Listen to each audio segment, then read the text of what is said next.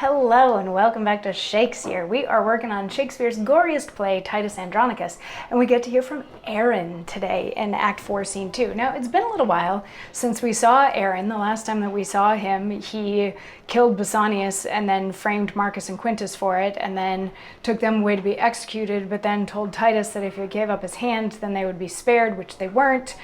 Their heads were sent back to Titus, who now is missing a hand because Aaron was just having some fun. And on the Titus side of things, Titus and Marcus and young Lucius were able to talk to Lavinia as she was able to write by holding a stick in her mouth and guiding it with what's left of her wrists. She was able to write in the sand that it was Chiron and Demetrius who raped and mutilated her. So they are very angry and have vowed to get revenge, and Titus thinks the best way to do that is to send them some weapons. Marcus doesn't quite agree with that yet, but Titus has a plan, and it'll be a thing. So Act 4, Scene 2, we're in Rome, and we're with Chiron and Demetrius as young Lucius is coming to bring them these weapons. And Lucius keeps making like these little sides under his breath. He's like, my noble lords, you're such scumbags, sort of a thing. And he presents them with these weapons, saying, these are from my grandfather Titus. He wants you to be well armed in every conflict moving forward, as a symbol of peace between our households. Please take these weapons so that you will always be protected, that kind of thing. And he mutters something mean as he leaves. So they take a look at the weapons, and there's a scroll around the weapons that they take, and they look, and it's a Latin phrase from a poem by Horace, and something about too many arrows in the bow or not standing upright or something like that. And Chiron and Demetrius are kind of thick, and they're like, oh, that's from Horace, right? And Aaron says, aye, just a verse in Horace, right, you have it.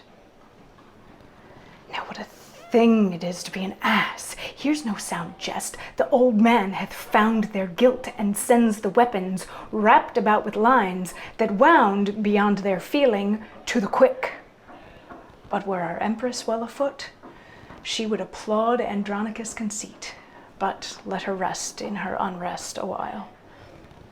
And now, young lords, wast not a happy star led us to Rome strangers, and more than so, captives, to be advanced to this height?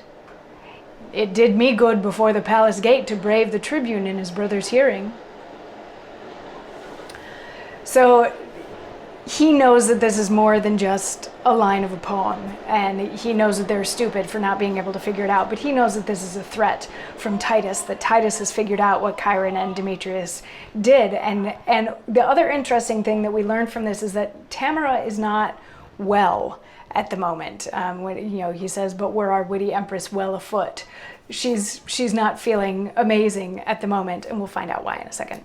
But he's like, she would like this. She would like this gameplay that he's got going on. But he's like, we won't bother her yet. And then he goes back to Chiron and Demetrius, and he's like, isn't it lucky that we're in Rome and we're in such high positions, so well esteemed, that we get these gifts and that sort of thing. And they're like, yeah, this is great. And we should take care of our mom. And wasn't it great how we used Lavinia? And if only we had more women that we could use the same way that we used Lavinia.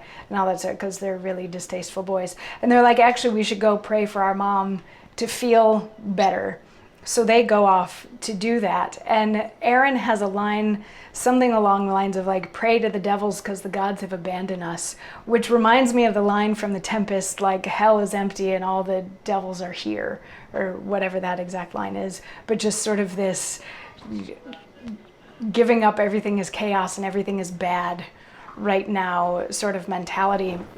So they leave, but then a nurse comes in carrying a baby, because they rang the bell. Tamara gave birth to the emperor's son, except this particular baby has a significantly darker complexion, much more similar to Aaron than to Saturnius. So she has sent the baby to Aaron to kill it, to get rid of it, because it's going to be blatantly obvious that this is not Saturnius' son, that this is Aaron's son, which is, she's not supposed to be sleeping with anybody other than Saturnius, and she's definitely not supposed to be sleeping with Aaron. So the fact that she just had his kid is really, really bad. So she sends the baby to Aaron to ask him to kill it. And we'll pick up there tomorrow, because that's a nice, lovely place to stop. I mean, we've had rape and beheadings and mutilations and people killing their own kids, and now we're on to baby murder in Titus Andronicus. So yeah, anyway, we'll see you tomorrow for more, when we find out how Aaron reacts to having a kid and being asked to kill it. I'll see you tomorrow for more. Mwah.